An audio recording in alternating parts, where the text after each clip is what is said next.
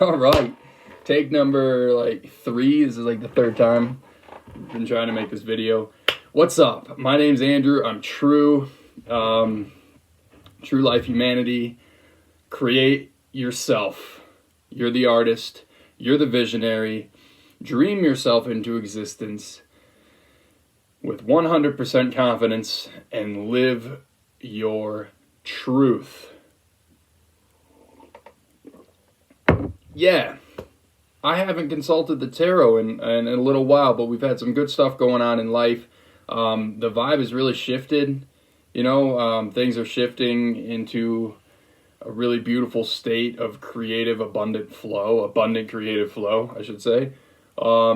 Things are unfolding really well. So, in these times, it's important to stay grounded in the high times and the low times, so especially in the high times, stay grounded. Don't let your wings, you want to let your wings go, but, still walk on the planet, connect with the earth. That's so important, being in nature. So, ultimately, your best source of guidance is your guides, your higher self, your spirit. So, always check in with what resonates in your heart. And, that's how you know. Tarot is an extension of that. So what I pulled this morning, pulled 3 cards just back to back to back for some clarity on what's going on. First card, first of all, let me tell you about the deck I'm using. I'm using the True Heart Intuitive Tarot. I know it's backwards, but it's by Rachel True. She was an actress in some TV soap operas and stuff, but she breaks down the meanings of these cards in a really nice way, in a really practical way. So I recommend it if you're just getting into tarot, because it's very grounded, very real, down to earth, not too mystical. There's nothing mystical about it, guys. It's reading energy. Everything is energy, and you just read it, and this is one vehicle of reading it. So yeah, anyway, let's get to it. So, Sunday morning, 6 of Cups in reverse. Now, to me, all right, when I look at cards and I have an initial feeling, so there's if you're new to tarot, there's the major arcana, which are there's like 21 or 22 archetypes, which go from the Fool to like the Empress, I think. No, there's a higher one. I don't remember what the last one is. The Fool is 0, and then we get into, bear with me, we go through the whole journey of the hero, and the last one is the World card. So you go from the Fool, which is brand new, being birthed in the world, through all these different archetypes. The Fool card is 21. Or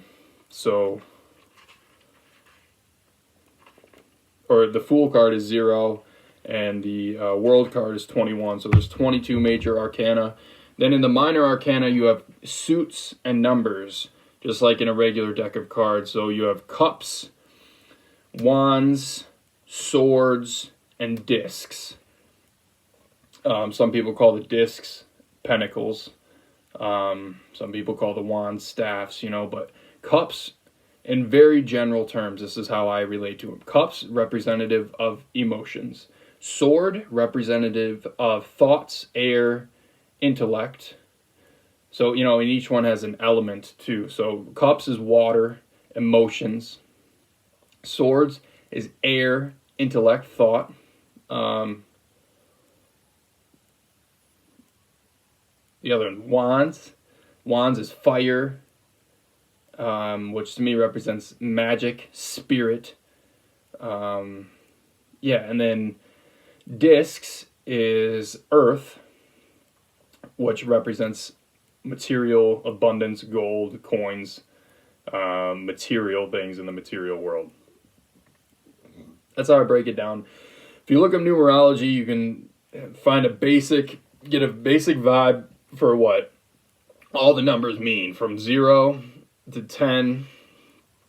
And and that's a good place to start if you're wanting to understand tarot, so you can put the meaning of the number together with the meaning of the suit, and figure out what that means for you. And then you can also look at all the major arcana, from the Fool to the, gosh, what is the last major arcana? The World card. Yeah, so you go through all the stages of the hero's journey, and that's basically what tarot is. And we're always at these stages, these archetypes in our life.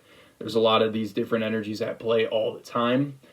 So tarot can really help us get an intuitive sense of what's going on when we feel kind of lost. So anyway, first one I pulled was a Six of Cups in reverse. To me, my initial feeling is Cups is emotion. Six is balance, and because this is reverse, I would say imbalance and emotion.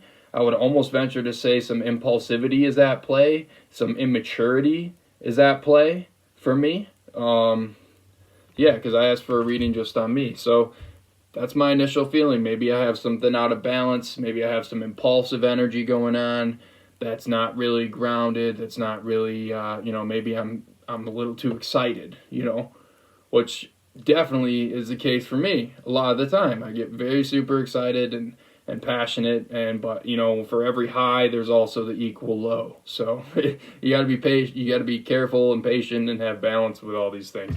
Next card I pulled was a King of Swords in reverse. By the way, instead of in this deck of cards, instead of jacks, queens, kings, there's princesses, prince, queen, and king. And those are kind of all the stages. Like princess is kind of a naiveness of the energy. Prince is kind of like a bold, masculine, but also a little naive energy. Queen is this sacred, dominionship of this grown feminine, and then king is the master of all the energies of that suit. So the king, being that this king represents mastery and the sword is representative of of thoughts, I can sense from this that I need to find more mastery over my thoughts and be very intentional about what I'm thinking about and what I'm putting out in the world. As a creative person, this can be very hard for me because having a highly active and highly creative mind, it can go a lot of places. So to me, this is another reminder to stay grounded, to be aware of my thoughts, and to exercise the mastery that I'm capable of. Now, the last card I pulled was the Lover's card, upright. Lover's card is pretty self-explanatory. It means you're moving towards something, or you are achieving something that is like love, that is like union. It represents union. It could be a physical partnership coming together. In my specific life, I don't think it is for me right now, because I'm not really ready for a relationship. But it's a sense of moving toward your union with yourself and meeting new parts of yourself, because that's what we want to remember, man. All partnership is with yourself. So when you meet someone new, you're meeting a new part of yourself. And so this is a reminder that, maybe with these energies mastered, of mastering balance in my emotional states and then mastering my thoughts, I'm going to come into harmony and in union with something that I love, with something great. And for me, this is manifesting as like my music making. I'm making more music lately, and I feel a lot more focused on the projects that I have underway. So to me, this is cool. I'm reuniting with my creative side. I'm reuniting with that feminine energy in myself, and to me, that's what this partnership really represents. So this is how I just wanted to post this video so you guys can get a basic understanding of how cards work. I want to demystify this stuff, because the divine is the divine, and it's within all things. It's multidimensional, it's multifaceted, and we're all part of that. And And tarot doesn't need to be some mystical, dark thing. Tarot is a very pure way of reading what's going on. So, yeah, I mean, I'm just putting this out there. I don't tell many people that I read tarot because of different reactions, especially in traditional Christian-based faith. But, you know, spirituality is spirituality. It's not going to be defined. It's not going to be contained. And Spirit's going to find a way to speak through whatever vehicle or medium that that is available, that you're open. The key is to stay open and to be thinking, you know, master your thoughts, master your emotions. That's what we're going for. You know, it's not cutting them off. It's not thinking. It's not feeling. It's feeling everything and still thinking clearly. You know, you want to be able to feel what's going on with a healthy amount of detachment, so you know that you're not defined by it, and you're still able to think clearly, turn this king right side up, and have mastery over your thoughts. Turn this up right side up, have mastery over your emotions. So, yeah, you're coming to it, man. Your love is there. Your love is there. You know, don't give up. It's always here with you, but being that we're physical humans, having this physical experience, we have to go through the stages, per se. You know, we got to stay perseverant. We got to stay the course and trust it. So your love is coming. That's my reading for today. Happy long weekend for most people, Memorial Day. I hope you're enjoying, celebrating.